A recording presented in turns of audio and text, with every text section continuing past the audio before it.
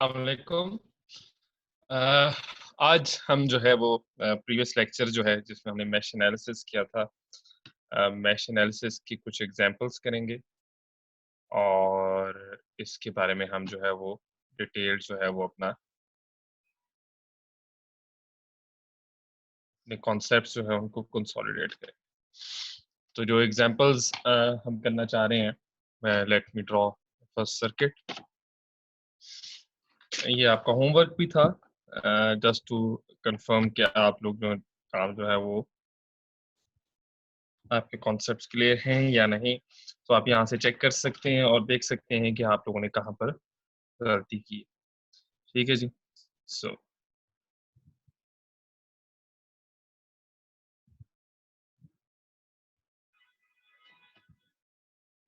Okay जी।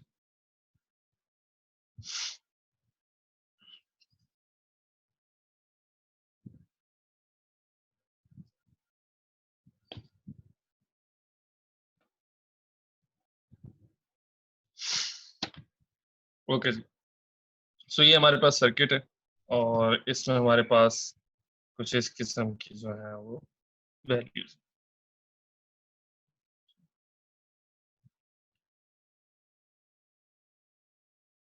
ये values सारी की सारी ओहम में है। ठीक है जी।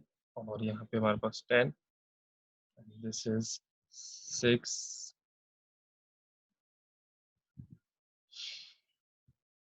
और 4। सो हमें पता है कि हम जब भी मैश एनालिसिस करेंगे तो हमें कुछ स्टेप्स जो हैं वो करने हैं। उन स्टेप्स में पहला स्टेप क्या है कि हमें आइडेंटिफाई करना है कि इस सर्किट के अंदर कितनी लूप्स हैं। तो हम लूप्स को आइडेंटिफाई करते हैं। तो लूप्स के आइडेंटिफिकेशन के लिए हम सबसे पहले नोड्स निकालते हैं। नोड्स कौन कौन से? ए, बी, सी, डी। तो हमारे पास लूप्स कौन कौन सी हैं आप लोग देख सकते हैं। Number 1 A B D A. Number 2 B D C B. ठीक है जी। और इसके अलावा भी हमारे पास है, हम उनको भी देख सकते हैं, लेकिन हम इन दो पर ही जो है वो क्या कहते हैं कि रुक जाएंगे, हम यहीं पे इत्तेफाक करेंगे। रीजन बीइंग दैट कि हम सिर्फ उन्हीं लूप्स को कंसीडर कर रहे हैं जो कि मैश हैं। वो मैश कौन सी लूप्स है? ऐसी लूप्स जिनके अंदर कोई और लूप ना हो। हैविंग सेड दैट, अब हम जो है दूसरा काम क्या करते हैं? हम दूसरा काम हमारे पास ये है कि हमें इन सर्किट के अंदर जो है वो इन लूप्स के अंदर जो है वो करंट की डायरेक्शंस जो है वो असूम करनी है। तो हम करंट की डायरेक्शन कोई सी भी असूम कर सकते हैं, क्लॉकवाइज या anti clockwise, doesn't make any difference. So हम एक करंट की डायरेक्शन असूम करते हैं, दिस इज I1, और दूसरे करंट की डायरेक्शन भी हम असूम करते हैं, I2।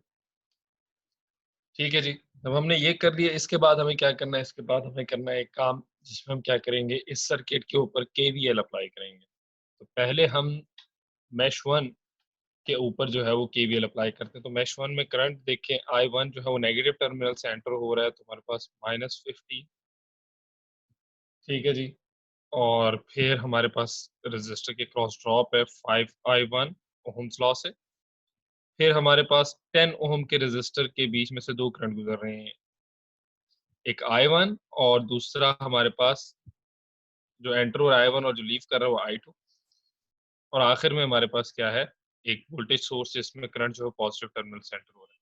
So this is the equation 1। ठीक है जी। दूसरी इक्वेशन हमारे पास क्या है? हम दूसरे टर्मिनल से देखते हैं कि हमारे पास I2 करंट जो है वो नेगेटिव टर्मिनल से एंटर हो रहा है 10 वोल्ट से, सो -10। ठीक है जी। 10 ओहम के करंट 10 ओहम के रेजिस्टर के अंदर से एक करंट I2 गुजर रहा है और दूसरा करंट लीव जो कर रहा है वो I1 कर रहा है। और 6 ओहम में से कौन सा करंट गुजर रहा है आपके पास? I2। और 4 ओहम में से कौन सा करंट गुजर रहा है आपके पास? वो भी I2। ठीक है जी। This is equation 2। ठीक है जी। अब हम इक्वेशंस को सॉल्व करते हैं और इक्वेशंस को सॉल्व करके हम इक्वेशन 1 को पहले जो है वो सॉल्व करते हैं। So equation 1 -15 + 10 - 5 + 5i1 + 10i1 15i1 - 10i2 = 0। ठीक है जी। दूसरी इक्वेशन हम देखते हैं। दूसरी इक्वेशन अगर आप देखें तो -10 + 20i2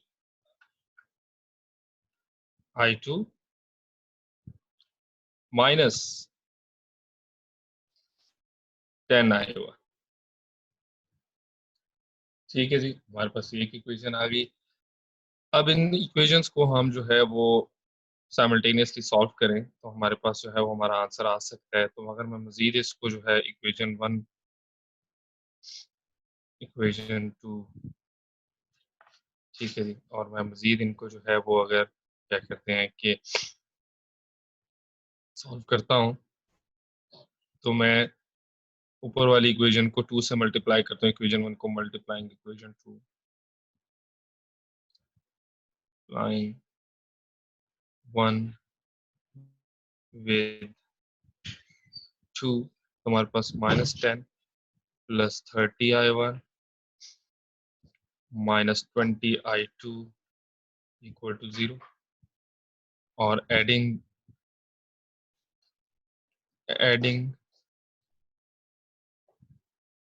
3 and 2, हमारे पास क्या होगा? अगर हम इनको ऊपर नीचे रखते हैं तो हमारे पास 3 इक्वेशन ये है, 30i1 - 20i2 = 0, और नीचे इक्वेशन कौन सी है? 2 कौन सी है हमारे पास?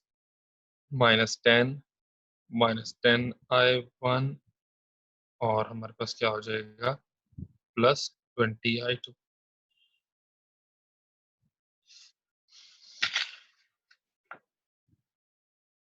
तो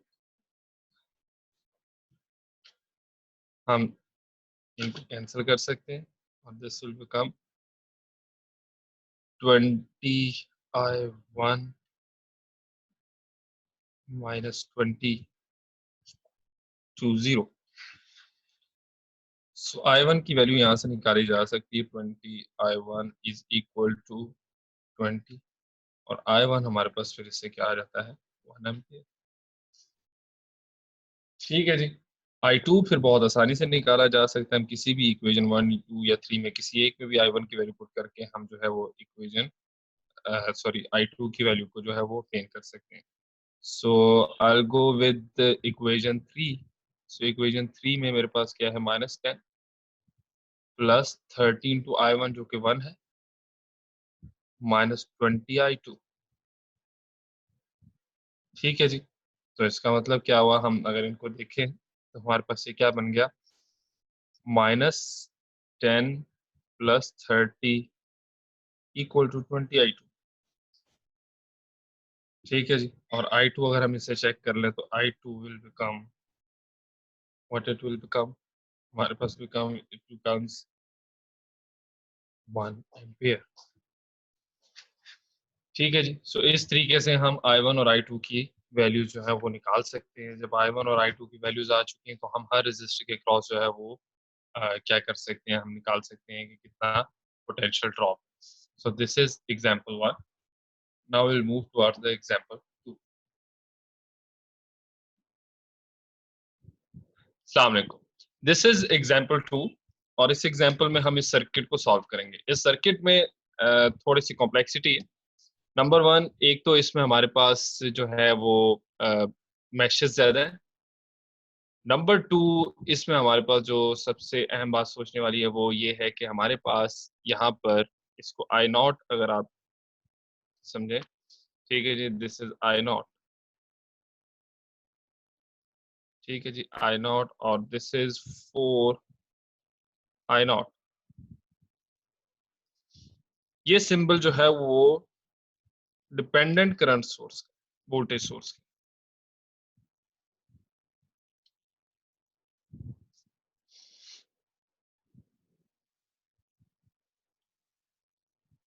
डिपेंडेंट वोल्टेज सोर्सेस का। इसका मतलब क्या है कि इस के अक्रॉस पोटेंशियल ड्रॉप डिपेंड करता है कि जो करंट आई नॉट है, और आई नॉट कहाँ पे करंट है, आई नॉट करंट आप लोग देख रहे हैं वो इस ब्रांच में से करंट है जो कि हमारे पास 10 ओम का ब्रांच है। ठीक है जी। अब हम एक बड़ी आसान सी अजम्पशन कर सकते हैं, हमें केसीएल से पता है कि current entering a node must be equal to current leaving a node.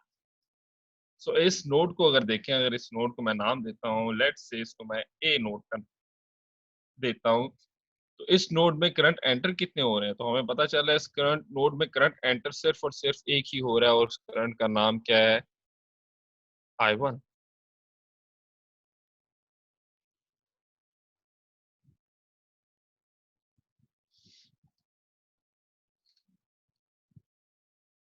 ठीक है जी, I1 इस नोड में करंट हमारे पास एंटर हो रहा है। सेकेंडली, इसको थोड़ा सा बेहतर करना चाहूंगा।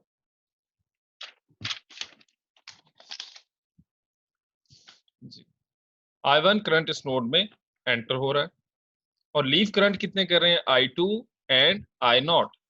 तो हम बड़ी आसानी से लिख सकते हैं कि I2 इसमें से लीव कर रहा है और I0 इसमें से लीव कर रहा है। सो इस बात को ध्यान में रखते हुए हम कह सकते हैं कि I0 is equal to I1 minus I0, sorry I2। ठीक है जी, एक इक्वेशन हमारे पास ये आ गई, इस इक्वेशन को हम यूज करेंगे। सो आए हम अब इस पे मैश एनालिसिस करते हैं। मैश एनालिसिस के लिए सबसे पहला काम हम क्या करेंगे, हम सबसे पहले इस सर्किट के अंदर मैश जो है वो फाइंड करेंगे, मैश कौन कौन सी। तो एक मैश हमें नजर आ रही है ए बी सी एंड ए। दूसरी मैश हमें नजर आ रही है ए डी बी एंड ए। और उसके अलावा मैश कौन सी, तीसरी मैश नजर आ रही है B D C and B. ठीक है जी। तो हम ये तीन मैशेज हैं, इन मैशेज में हम करंट की एक डायरेक्शन जो है वो असूम करते हैं। तो हमारी अजम्पशन क्या है कि हम I1 ऐसे जा रहा है, I2 ऐसे जा रहा है, एंड I3 हमारे पास ऐसे आ रहा है। ध्यान में रखिएगा कि हम इस केस में I1 और I2 की डायरेक्शन चेंज नहीं कर सकते, हमें यही डायरेक्शन रखनी है, क्योंकि क्वेश्चन में जो है वो डायरेक्शन हमें ये दी। ठीक है जी। अगर ये डायरेक्शंस ना दी गई होती तो हम कोई सी भी डायरेक्शन असूम कर सकते। आए हम इस पे, अब हम जो है वो मैश एनालिसिस अप्लाई करते हैं। तो सबसे पहले हम केवीएल अप्लाई करते हैं अपने लूप या मैश वन पे। सो मैश वन में देखिए करंट I1 नेगेटिव टर्मिनल से एंटर हो रहा है, -24। ठीक है जी। फिर हमारे पास कहाँ से जा रहा है, 10 I0। और फिर हमारे पास कहाँ से जा रहा है, I0 हम जानते हैं, क्योंकि हम I0 की बजाय इसको अगर लिखें I1 माइनस I2। ठीक है जी, I1 माइनस I2। फिर हमारे पास कहाँ से 12 ओम से करंट गुजर रहा है, 12 ओम से कितना करंट गुजर रहा है, I1 minus I3। This is equal to 0। This is equation 1। अच्छा जी, दूसरी मैश की इक्वेशन हम लिखते हैं। दूसरी मैश की इक्वेशन अगर आप देखें तो वो भी इसी तरीके से सिंपल है। करंट हमारे पास I2 यहाँ पे लीड कर रहा है, तो हमारे पास 10 ओम में से कौन सा करंट जाएगा, I2 माइनस I1। ठीक है जी। 24 ओम से कौन सा करंट गुजर रहा है, हमारे पास I2। और फिर हमारे पास 4 ओम से कौन सा करंट गुजर रहा है, that is I2 minus I3। और दिस इज इक्वल टू 0।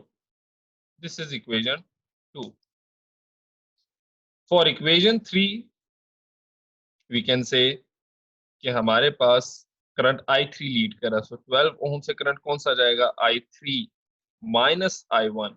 क्योंकि ये 12 ओम जो है वो शेयर्ड है बिटवीन मैश वन और मैश टू, यानी कि इसके अंदर जो कंट्रीब्यूटिंग करंट्स हैं वो I1 और I3 हैं। ठीक है। और इस केस में हमारे पास I3 लीड कर रहा है और I1 जो है वो लीव कर रहा है, तो हम इस तरीके से इक्वेशन लिखते हैं। ठीक है जी। 12i3 minus i1। फिर 4 ओम, अब करंट i3 ही लीड कर रहा है और दूसरा करंट कौन सा है, i2। और फिर आखिर में हमारे पास क्या है, 4i0, और i0 को हम लिख सकते हैं, ये पोटेंशियल ड्रॉप है इसके क्रॉस, और i0 इस केस में हमारे पास क्या है, i1 minus i equal to 0। So this is equation 3। ठीक है जी। अब हमारे पास तीन इक्वेशंस आ चुकी हैं और हमें तीन ही वेरिएबल्स चाहिए। वेरिएबल्स हमें कौन कौन से चाहिए, i1, i2 एंड i3। ये तीन वेरिएबल्स हमें चाहिए, तीन इक्वेशंस, और इनको सॉल्व करके जो है वो रिजल्ट निकाल सकते हैं। ठीक है जी। इनको सॉल्व करने से मेरे पास पहली आइट्रेशन में जो है वो रिजल्ट कुछ इस तरीके से आता है। आप इसको कंफर्म भी कर सकते हैं कि मैंने इनको फिर शॉर्ट करके सॉल्व किया, और सॉल्व करने के बाद मेरे पास जो इक्वेशंस आई हैं, मैं वो इक्वेशंस लिखता हूँ। द इक्वेशंस आर, इक्वेशन 1 सबसे पहले, इक्वेशन 1 आपके पास क्या बनती है, 10i1 प्लस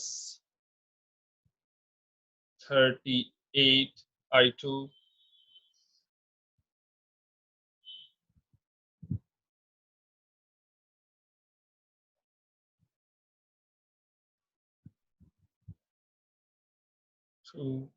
एंड, तो अब हम इक्वेशन 1, 2 और 3 को जो है वो सिंप्लीफाई करते हैं, और सिंप्लीफाई करके हमारे पास इक्वेशंस क्या बनती हैं। मैं शॉर्ट फॉर्म में इक्वेशंस लिखता हूँ, आप इनको मजीद सिंप्लीफाई कर सकते हैं। तो सबसे पहले हम इक्वेशन 1 को लिखते हैं। तो इक्वेशन 1 आपके पास बनती है, that is 22i1 minus 10i2 minus 12i3 equal to 24। ठीक है जी। दूसरी इक्वेशन, दैट इज इक्वेशन 1। ठीक है, दूसरी इक्वेशन क्या बन सकती है आपके पास, दैट इज माइनस 10i1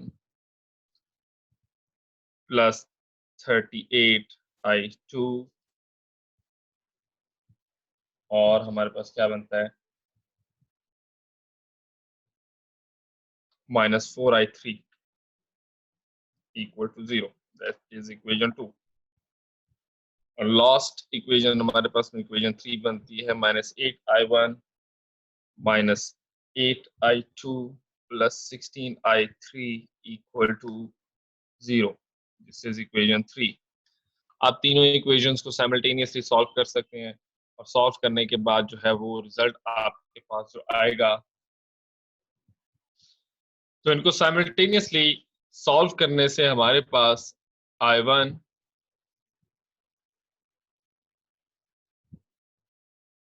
की वैल्यू जो है वो हमारे पास 2.25 एम्पियर आती है, i2 की वैल्यू जो है वो 0.75 एम्पियर आती है, और i3 की वैल्यू 1.5 एम्पियर आती है। ठीक है जी। आप इनको सॉल्व कर सकते हैं, बहुत आसानी से सॉल्व हो जाएंगे। मैं अभी ये जो है वो टास्क, क्योंकि टाइम शॉर्ट है तो इस वजह से मैं इतनी जल्द इतना ज़्यादा टास्क यहाँ पे नहीं कर रहा। अगेन मैं बार बार इस चीज़ पे एम्फसाइज करता हूँ कि आपका ये सर्किट एनालिसिस का कोर्स का मकसद सिर्फ और सिर्फ आपकी सर्किट की जो है स्किल्स को जानना है, ना कि मैथमेटिक्स की स्किल्स को। सो फॉर मी, अगर आप जो है वो यहाँ तक ये तीन इक्वेशंस लिख कर भी दिखा देंगे, तो मैं आपको 60 से 70% क्रेडिट दे ही दूंगा। और अगर आप सॉल्व करके जो है वो राइट आंसर लेंगे, तो आप 100% इसको सॉल्व करते हैं। लेकिन इतना कोई मुश्किल ये काम नहीं है, यू कैन डू इट। ठीक है जी। सो इसके बाद हम एक और एग्जांपल करते हैं, और फिर मेरे ख्याल से मैश एनालिसिस की काफी हद तक समझ आ जाए। जी, ये आज हम मैश एनालिसिस की लास्ट एग्जांपल कर रहे हैं, और इसमें हमारे पास कुछ इस किस्म का सर्किट बनता है। ठीक है जी। और 10 वोल्ट, 4 ओम और 6 ओम। ठीक है जी। और ये क्या है हमारे पास, 2 ओम, और यहाँ पर हमारे पास करंट सोर्स 5 एम्पियर। ठीक है जी। और ये हमारे पास यहाँ पर इस तरीके से फ्लो कर रहा है। अच्छा जी, अब हम करंट की डायरेक्शन असूम करते हैं। ठीक है जी। करंट की डायरेक्शन हम ये असूम कर लेते हैं I1 और I2। अब हमें देख के पता चल रहा है कि ये जो इसमें जो सर्किट है, इस सर्किट में खास बात जो है वो करंट सोर्स की मौजूदगी, और करंट सोर्स की मौजूदगी की वजह से थोड़ी सी डायनामिक्स चेंज हो जाएंगी इस एग्जांपल। नंबर वन, हमें जो है अब वो करंट की डायरेक्शन को बड़ा देख के रखना है। हमें देखना है कि I2 जो है वो करंट ऑपोजिट डायरेक्शन में फ्लो कर रहा है, और जबकि इस ब्रांच के अंदर करंट सीरीज में एक फ्लो कर रहा है। वो कौन सा करंट है? वो 5 एम्पियर का है।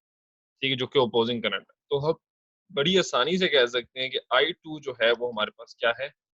-5 एम्पियर। ये -5 एम्पियर क्यों है? क्योंकि ये ऑपोजिट डायरेक्शन में फ्लो कर रहा है I2। ठीक है जी।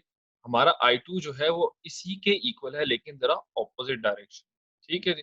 तो I2 हमारे पास ये आ गया। इसके बाद जो है वो बहुत ही आसान हो जाता है हमारा एनालिसिस। हम मेश 1 पे जो है वो अपना एनालिसिस लगाते हैं, तो हमारे पास -10 plus 4I1 and plus 6I1 minus I2 equal to 0।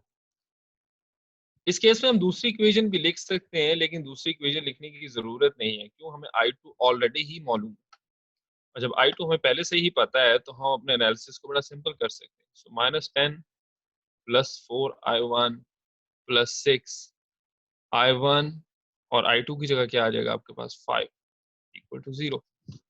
ठीक है जी। अब आप बहुत आसानी से इसको सॉल्व करेंगे। -10 plus 10I1 plus 30 equal to 0। I1 जब आप निकालेंगे तो I1 आपके पास क्या आ जाएगा? That will become -2। ठीक है जी। तो -2 एम्पेयर हमारे पास क्या है? I1, और I2 हमारे पास क्या है? 5 एम्पेयर। ठीक है जी। और ये सर्किट में खास बात क्या थी कि इसमें हमारे पास एक करंट सोर्स आ गया। सो करंट सोर्स की वजह से थोड़ी सी डायनामिक्स चेंज होगी, क्योंकि सीरीज में करंट सेम रहता है। I2 यानी कि एक करंट I2 यहाँ से आ रहा है, और एक 5 एम्पियर का करंट यहाँ से आ रहा है। हमें पता है सीरीज में करंट सेम रहेगा। इसका मतलब क्या है कि हमने I2 की डायरेक्शन गलत असूम की। सो I2 की एक्चुअल डायरेक्शन क्या है हमारे पास? वो ये डायरेक्शन। ठीक है जी। और यहाँ से हमारे पास कंसोलिडेट हुआ जो हमने यहाँ पे बात की। ठीक है जी। सिमिलरली हमने I1 की डायरेक्शन भी जो है वो गलत ली हुई। क्यों? हमारे पास किससे पता चला? हमें करंट की डायरेक्शन, साइन। ठीक है जी। तो यहाँ पर हमारा मैश एनालिसिस कंप्लीट हो जाता है। होपफुली आप लोगों को यहाँ तक कॉन्सेप्ट समझ आ चुके होंगे। मैंने असाइनमेंट जो है वो अपलोड कर दी। आप लोग इस असाइनमेंट को अटेम्प्ट करें और मैश एनालिसिस पे जो है वो ग्रिप लाएं। मैश एनालिसिस एक इम्पॉर्टेंट कॉन्सेप्ट है, लेकिन इसमें कंक्लूजन में मैं एक रिमार्क्स कुछ देना चाहूंगा कि ये मैश एनालिसिस सिर्फ और सिर्फ प्लेनर सर्किट्स पे। प्लेनर सर्किट्स कैसे हैं? ये जैसे सीधे सीधे सर्किट्स, इन पर ही अप्लाई कर सकते हैं। जहां पर आपके पास जो है वो सर्किट प्लेनर नहीं रहता, जहां पर सर्किट थोड़ा सा कॉम्प्लेक्स हो जाता है, आई वुड पर्सनली प्रेफर कि आप जो है वो नोड एनालिसिस को सॉल्व करें। अगेन प्रेफरेंस आपकी है, आपको कौन सा मेथड इजी लग रहा है, आप वो वाला मेथड अडॉप्ट करके इसको सॉल्व करें। एग्जाम में क्वेश्चन जो है अगर वो मैश एनालिसिस का आया तो वो बहुत ही प्लेनर सर्किट पे आएगा, वो किसी कॉम्प्लेक्स सर्किट पे नहीं आ रहा होगा। ठीक है जी। इसके साथ ही हम अपने लेक्चर खत्म करते हैं। Thank you very much.